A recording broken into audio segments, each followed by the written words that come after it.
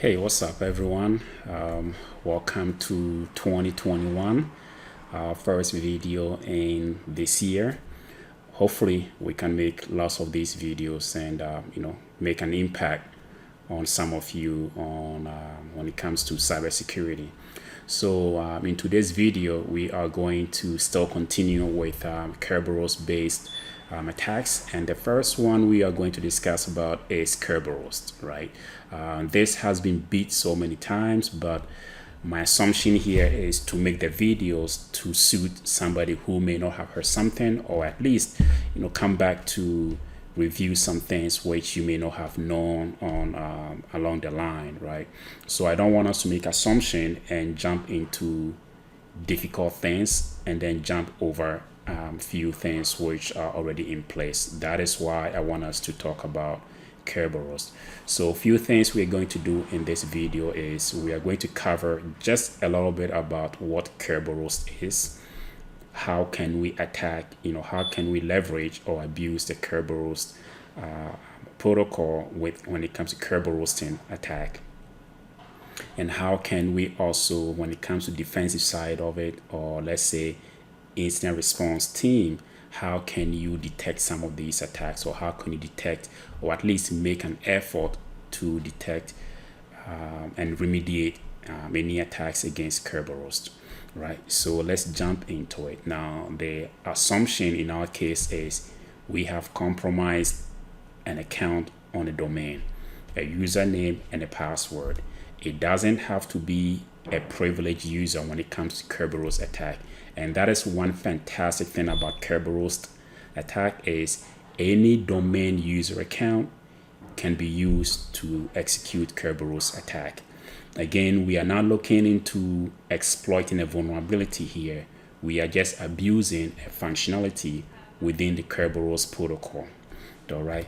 So just a little background on Kerberoasting or Kerberos attack. It was first discovered and presented by Tim Medin in 2014.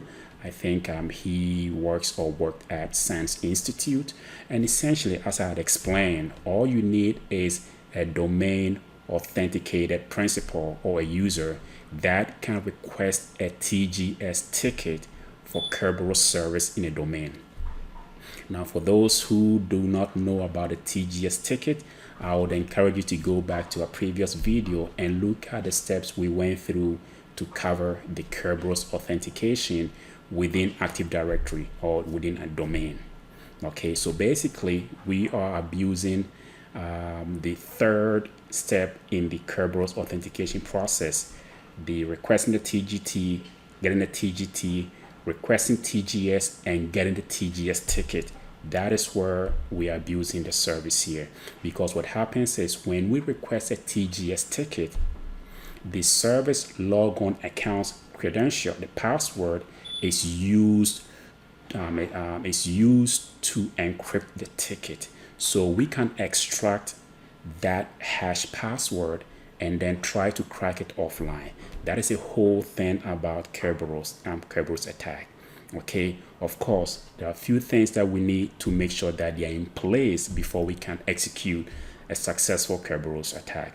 One of them is what we call the SPN, or the service principal name. Essentially, it's a Kerberos authentication that uses the SPN to associate a service instance. Example, web service, let's say IIS service, or MS SQL, or HTTP service, or LDAP. So that is a service instance. It's associated with a service logon account. So let's say you have HTTP service, and then you have, let's say, an account which is an IIS admin, which is used as a logon account for that service. When we request a TGT ticket for HTTP, that user account or the logon account, the password is hashed and used to encrypt the ticket and then sent over to the requester. So that is where we are able to extract that hashed password, and then if we are able to crack it offline, then we can use it to laterally move within the network as part of our privilege escalation. All right. Now, the reason why the SPN is needed is so that the KDC, which is the key distribution center, will be able to determine what key to use when encrypting the service ticket. For instance, you may have so many on a bigger environment, you may have so many SPNs, and there has to be a specific, you may have so many services, instances on a domain, and they need to have specific SPNs which are linked or associated with each service, so that when the KDC is processing the ticket, it can pick and choose the right one to encrypt the ticket and then send over the request. There are several ways for us to enumerate or discover SPNs on a domain. We can do that on a Windows machine itself if we happen to be on a machine, or we can even do it remotely on a Linux machine and then request SPNs. Impacket, which we'll use in our example, is a great tool to use to request SPNs. Rabios is a good tool which you can run locally on the machine to request SPNs. When it comes to Windows machine, we have a built-in utility called setSPN, which we can use to actually get an output of the Kerberos, the SPNs on a domain. So we will see which one we actually want to request and then which ones can we use. When it comes to SPNs, we are normally interested in user accounts because those are the ones that we may be able to crack offline. When it comes to computers or other services, those are auto-generated and can be very, very lengthy, and we may not be able to crack it. So we normally want to focus on SPNs, which are username based. So let's jump in real quick and then let's do some quick enumeration from a Windows machine so you can see it yourself on how to use setSPN to get a list of SPNs on a domain. Okay, so here I am on a Windows machine. Okay, we can just type in setSPN and then /? and then hit enter so we can get more information about some of the switches we would need to provide when we are requesting. We can use the same utility to also create an SPN object. So in this case, we actually want to just perform a query on a specified domain or forest. So we'll type in setSPN -T, and the next switch we want to do, or the next thing we want to do, is we want to provide the domain name. In our case is gh.afro.local. Okay, and we also want to say, let's provide an F, which is perform queries at the forest level. So we want to get everything on a forest level. Now that may not be OPSEC thing to do, because if you have a very good environment where the defenders are watching for all these, then you may be triggering some alerts. So in a very OPSEC situation, you might want to be a targeted request for specific SPN so you don't generate too much traffic. But in our case, I want us to see what is available that we can do.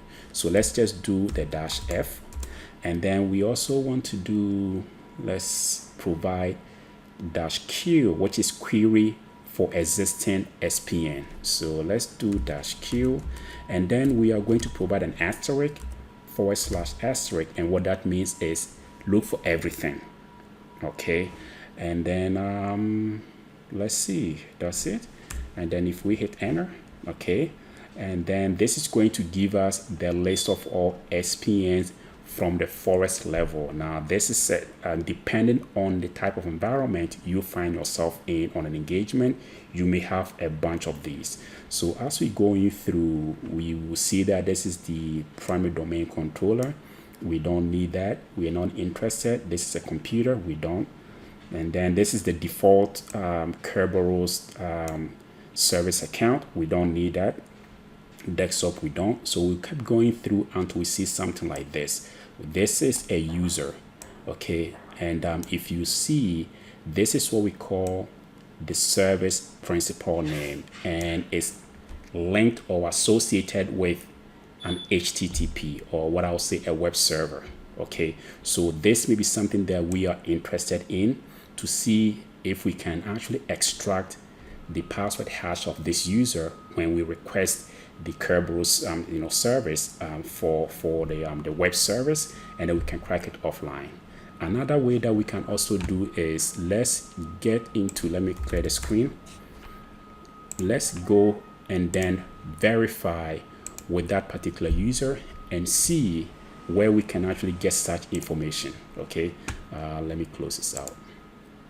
Go to tools, go to AD admin center, and let's go and then look for the user IIS admin, and then I'll show you the property which shows that there's an SPN, this user, there's an SPN set up for this user.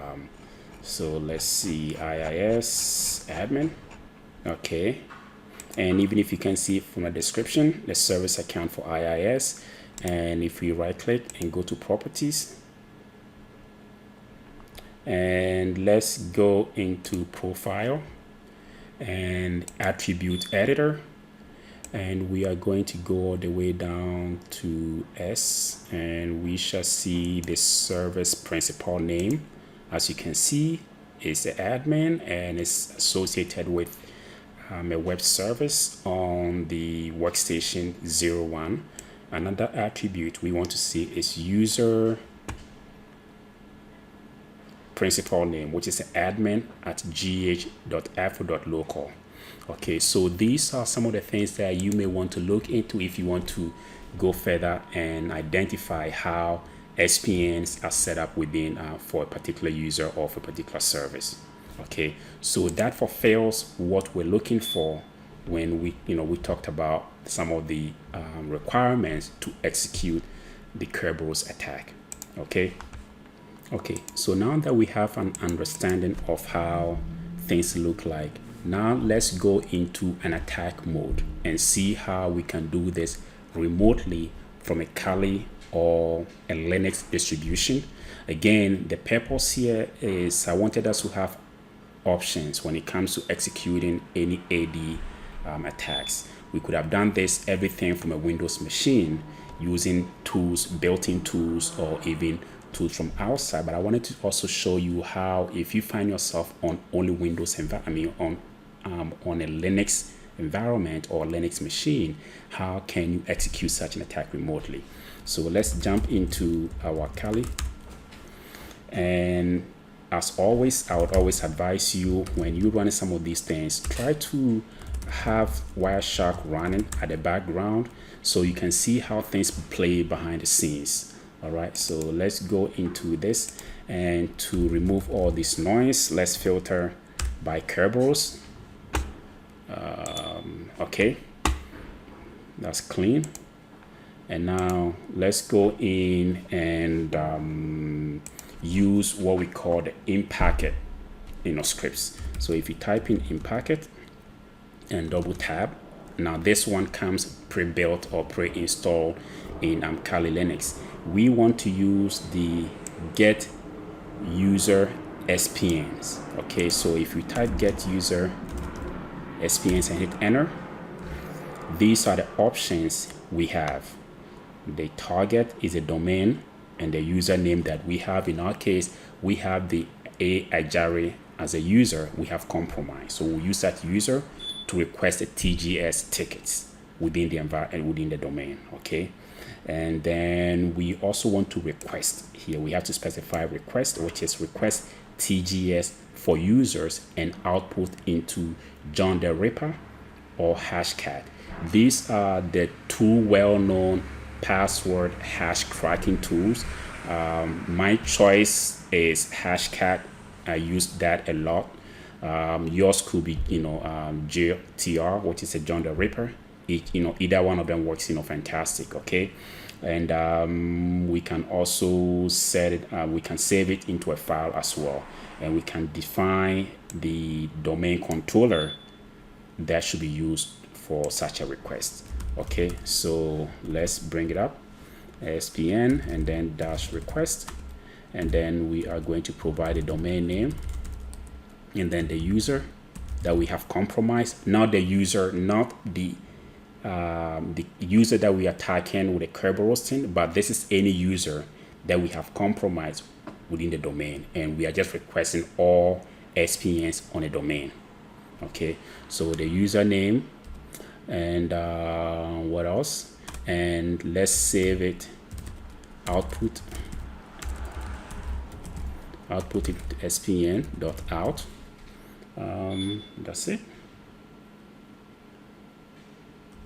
Hit enter, and we're going to provide a password of Ajare, which we have it in our previous task.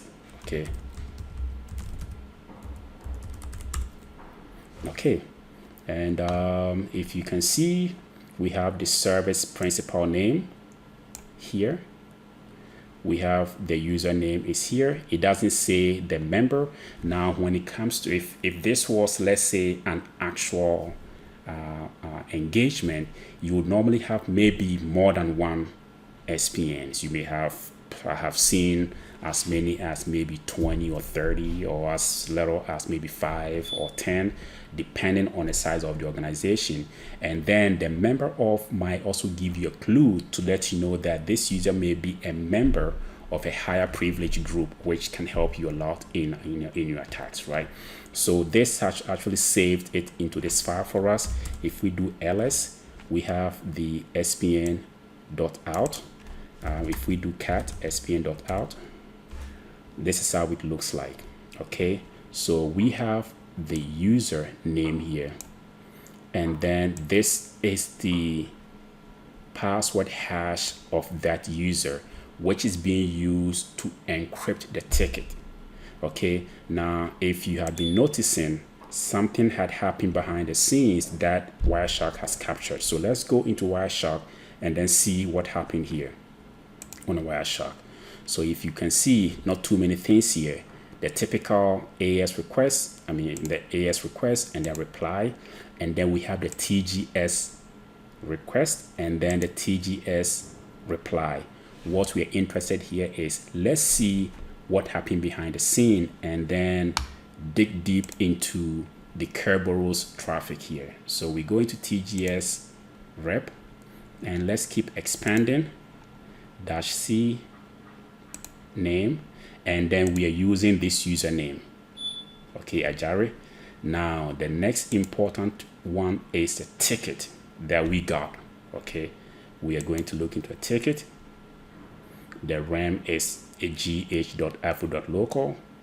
We have the SN, and as you can see, we have the username for that SPN request. We have the IIS admin. And now we are going to look at the encryption part of that.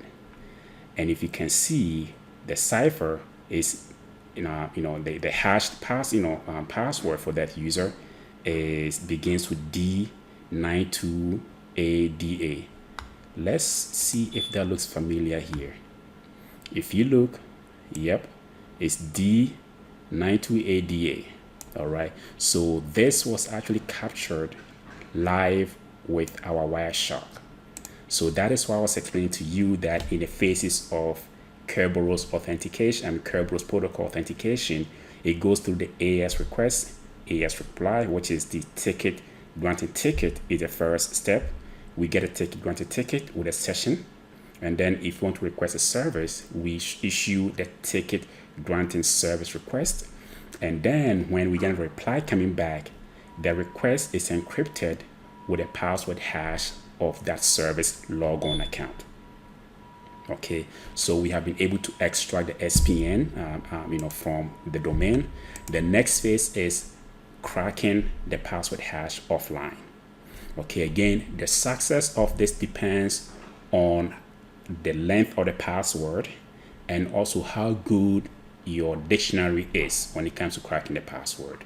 The favorite tool that I use is Hashcat, and I have RockU here as my password dictionary I am going to use against this password hash. Okay, if you're not familiar with Hashcat, I would encourage you to use it, to check it out. Essentially, Hashcat uses some few keywords or some switches. You provide a type of hash, which is -m is what you use for the type of hash. In this case, if you type just Hashcat, sorry, it is going to give you a whole lot of information here, right? And again, we have the mode, which I'll show you what that is. And then these are all the types of hashes that you are going to crack. I mean, you based on your password hash. Anyway, ours is going to be one. Let me clear this out.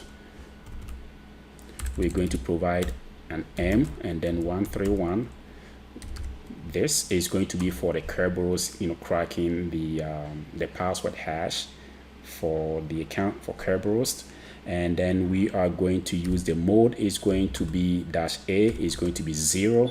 That means just straight. We are not going to do any brute forcing. We are going to provide a dictionary for the cracking, and we are going to bring in the input file, which is the spn.outlook, and then we are going to provide it with Rocky, which is our dictionary file, which is going to use to see how if the password for the IIS admin is included or is within our Rocky file. And of course, we're going to provide with an output to save it in an output. So I will just call it curb.cracked. And then I'm going to provide false because sometimes I'm running this from a virtual machine, and Hashcat can sometimes be a bit iffy when it comes to running it on a virtual machine, because you may need some more some drivers and some things that I don't think I have all of them installed here. So I'll just force it to do the cracking for me either way. Another thing so this is the most simplest cracking setup. If this was to be on an engagement and you find it difficult to crack the password, then you may have to provide or go a step further and then add in some rules. That is beyond the discussion here. You can do more digging on that, but that also helps you apply some rules within your cracking, and that can expedite or can give you a higher success rate in cracking your password hash. In this case, this should do good for us, enough for us. Okay, so I'll hit enter, and that is going to try to crack the password hash for us. Okay, so that was very fast. Hashcat is very, very good. And if you look, let's look at the statistics here. Let's see, the recovery is where you want to pay attention to. In this case, we only had one password hash and it gave us 100%. So that means the password hash has been cracked.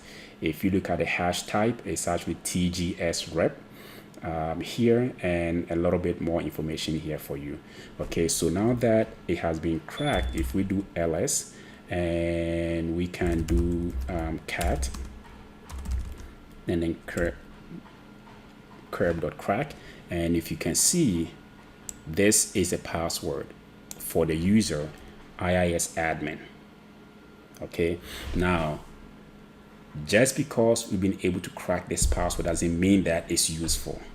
The next phase of the offensive attack or lateral movement is for us to actually test and see if this password is valid on a domain. Sometimes you come across, you get some password for users through Kerberoasting, and it will just lead you nowhere because the account may not be active anymore, right? So one of the best tools to actually check credentials against a domain is CrackMapExec. So let's use CrackMapExec. Okay, and then we're going to use SMB. We are going to provide the domain, the subnet that we've been working with, the entire subnet, which is 172.100.2.0, and we are going to provide a username of IIS admin, and the password, what we just got, is year 2020. And let me kill Wireshark since we're done with it. Okay, so if we hit enter, and let's see if we get lucky. So the first lucky that we have here is a check against the domain controller, and it's telling us a plus here, telling us that the password is actually valid on a domain, but it doesn't tell us if it has any privilege on that machine or not. up until we see this. Now, if you are any offensive operator or you are doing any attacks against a network and you see something like this with CrackMapExec, you begin to do some dancing move, because that tells you that that user has a local admin on that particular machine. So in this case, IIS admin has a local admin on this machine. Okay, so we can log in and then be able to escalate from that machine. So you can see the phase that we have gone through so far is we had a highlight of Kerberos, where it started from, what level of the Kerberos authentication protocol that we abuse. In this case, we abuse the fourth step. TGT request is the first. TGT response from the KDC is the second step. The third step is TGS request. And then the fourth step is when we get a TGS reply. And that is where the password hash of the service account is used to encrypt the ticket. We're able to extract that and then trying to crack it offline for that particular account. Now we're going to use that. We check to see that if this account has any local admin on a wire or on a network or on a domain infrastructure. And now we have determined that this particular machine, the user that we gain the credentials for, has local admin. The next phase is to confirm that we can actually connect to this machine, because if you remember from one of my previous videos, I talked about local admin and what they can do. One of the benefits of local admin is you can have a remote authentication or remote code execution on a machine. So we don't even have to be physical on a machine to log in with this credential. We can use some tools such as impacket to test and see if we can actually authenticate to this particular machine with the IIS admin.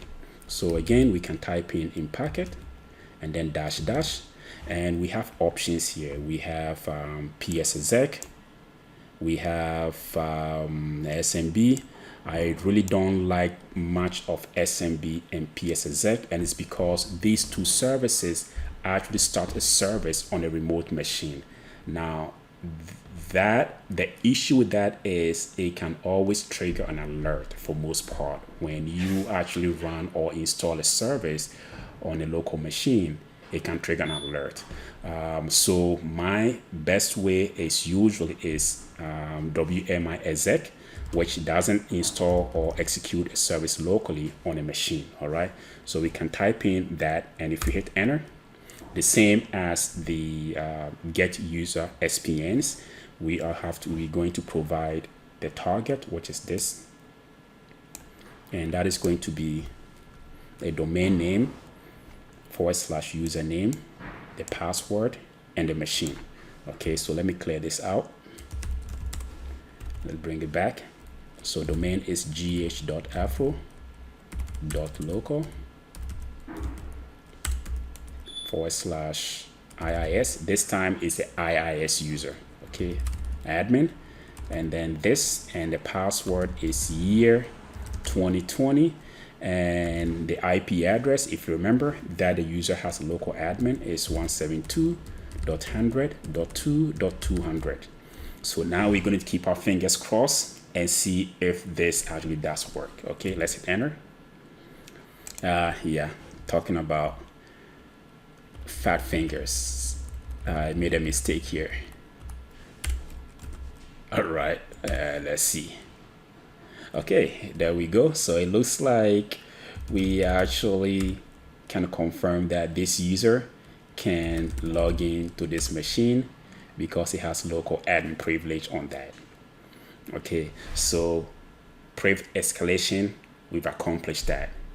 Okay, so offensive operators, this is a good news for us. We've been able to abuse Kerberos to gain access to a system that we may not have, or we just had just a basic authentic right on that machine. Now we have a local admin, and we can do other nefarious acts coming, going forward from here.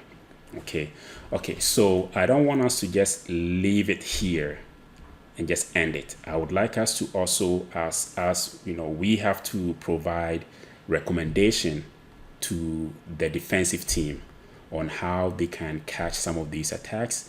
Not 100% assurance, but some strategy that they can put in to detect some of these attacks. Because when it comes to Kerberos, it's very loud on a wire. You have, so many things that actually request use the Kerberos protocol.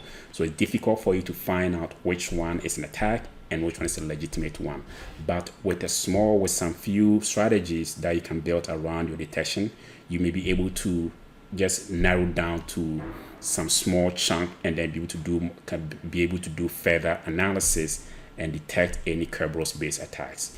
Okay, so let me exit out, and we are going to do most of the detection strategy on the Windows machine. Okay, so let's hop onto our domain controller.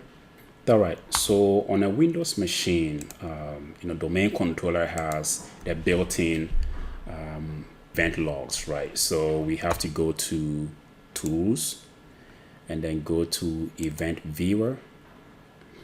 And when it comes to Kerberos or TGS request, there is a very specific event ID that is linked to the TGS request, and that is 4769, and that is a security event. So we can actually go into security event and do a search for such events.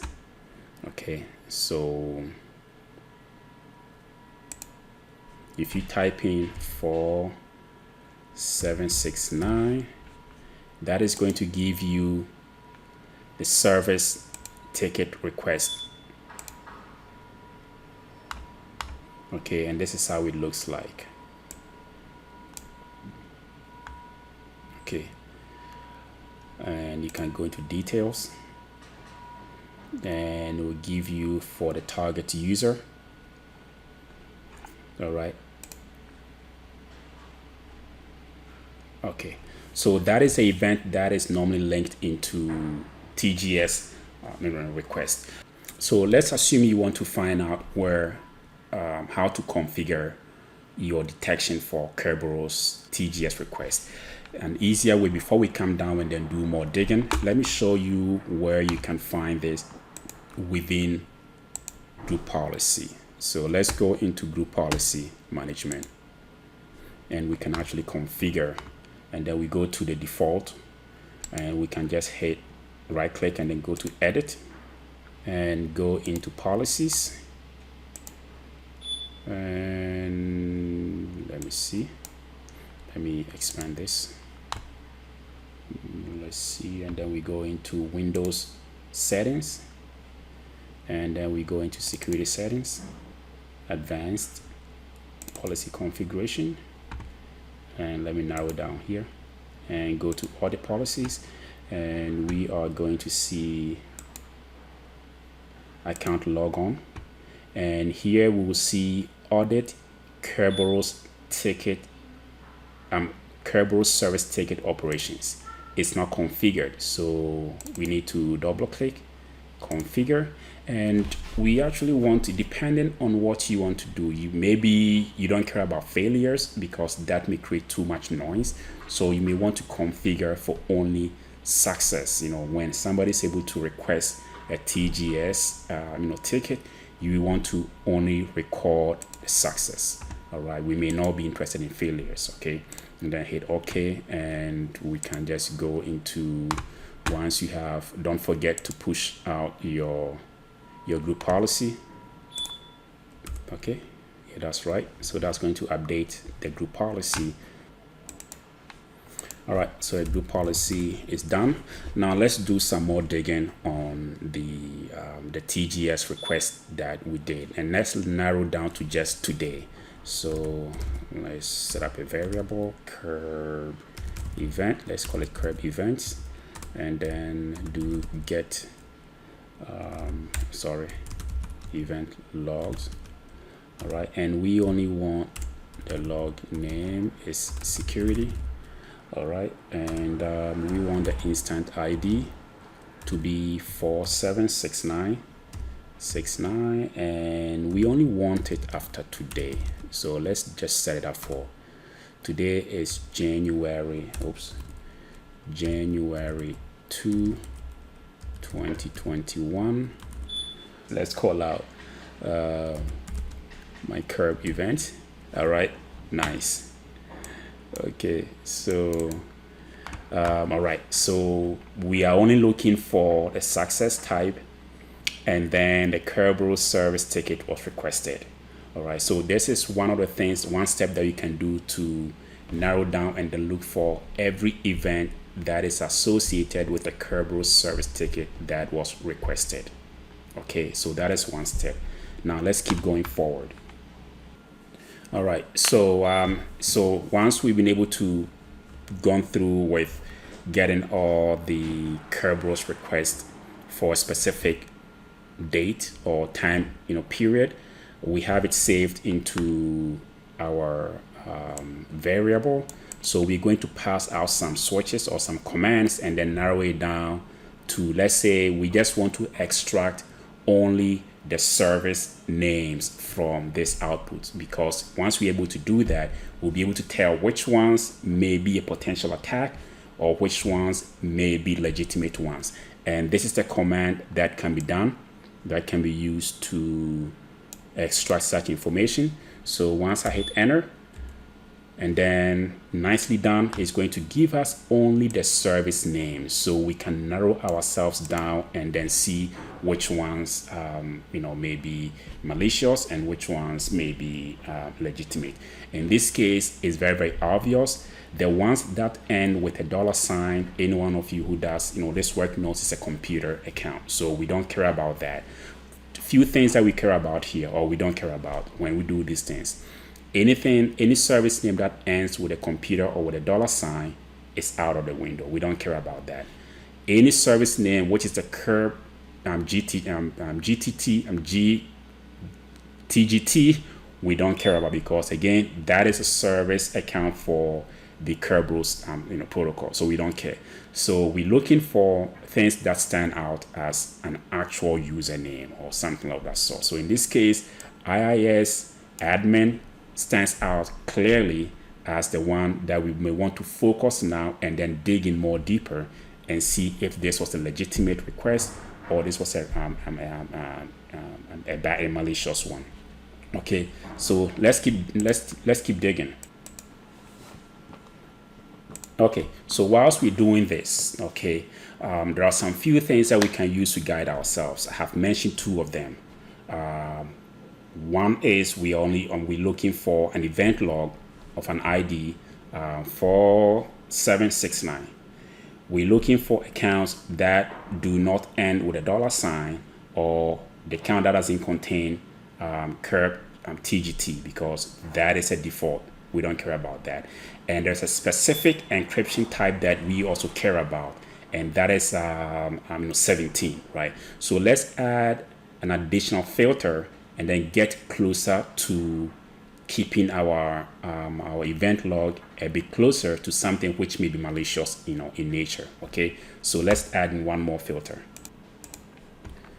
So the next filter we want to also look into is we want to find out which accounts actually requested the TGS, and those accounts which may not be the curb TGT or doesn't end with the $sign. Okay, this is the command to filter out the source of the request account, so we can also find out if it came from this user requesting this this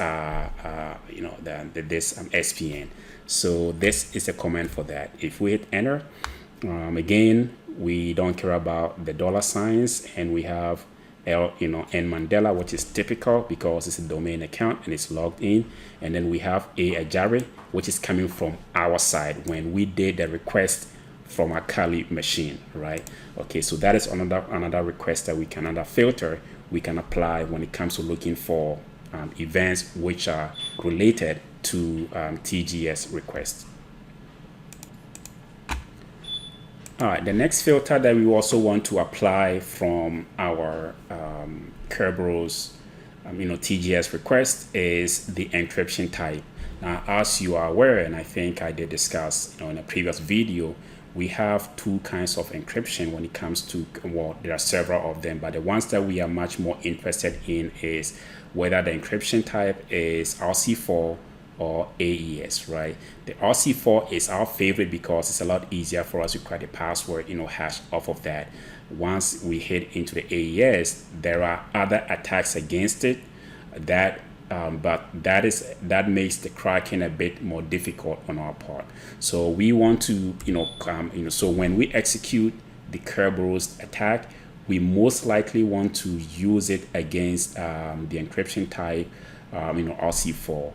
Even if it's AES, we can downgrade it to RC4, which of course for offensive side, the defensive side, that will be a very good way to also monitor for any alerts when there's a downgrade to RC4, because that is going to be potentially a Kerberoast based attack, right? So in our case, we're looking for this, and that is the encryption type that we normally want to see, and then we can do more digging on that. So at this point, of course, I can't go into details on every possible way for you to detect Kerberos attack. But if this is a place for you to start off and then begin to get this information and then feed them into, let's say, a third-party platform, a SIM, and then be able to do more data analysis of the event logs.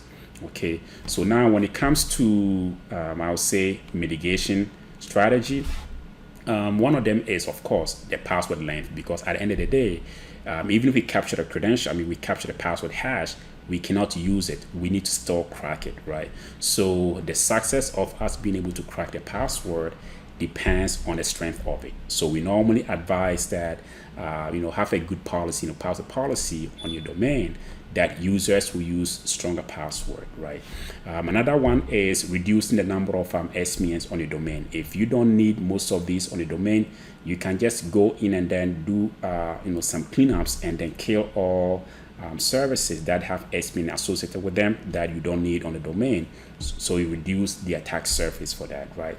Of course, we also have to talk about least privilege accounts. If all possible, reduce the amount of accounts that have admin privileges that also have SPNs associated with them, right? So the less you have of an account that has any privileges, the difficult it is for us as offensive operators to be able to move laterally from low privilege user to a local admin, right? So of course, like I said, decommission SPNs, set up longer password, and also you can configure machines to actually accept only AES as the encryption. Again, we can downgrade from the AES to RC4 when we are performing the Kerberos attack. In order for you to enforce the AES encryption type, let's go into that user again and show you how you can enforce AES encryption on a user account. So let's say the IIS account.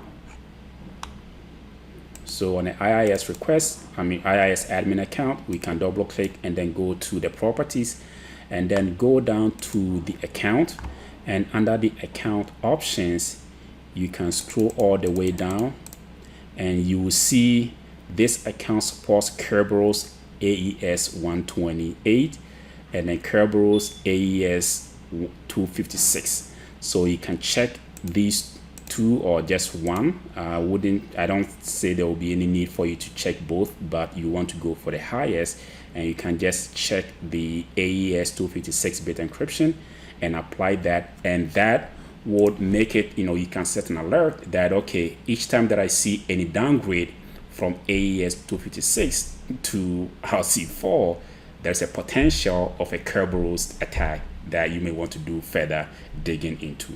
So I would say that is all I have, video on how to execute Kerberoasting attack.